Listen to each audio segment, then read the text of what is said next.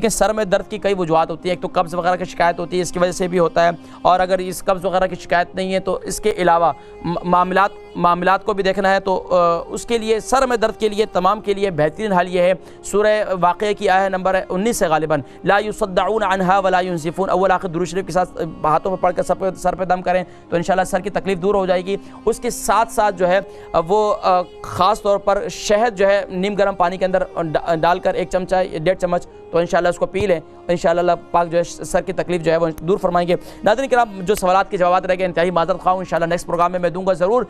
इजाज़त दीजिएगा अपने मेज़बान हकीम मोहम्मद फ़रहान सिद्दीकी को और इस्लाम चैनल उर्दू की पूरी टीम को इस दुआ के साथ, या रब्बल आलमीन या अकरमुल अकरमीन, जितने मुसलमान बीमार हैं, घरों में अस्पतालों में हैं, ज़ेर इलाज हैं, या रब्बल आलमीन तू सबको शिफाए कुल्ली नसीब फरमा। बिलखुसूस जिन्होंने यहाँ सवालात किए, या रब्बल आलमीन पर अपना ख़ास फ़ज़ल फरमा कर इनको शिफाए कुल्ली शिफाए ताम्मा नसीब फरमा।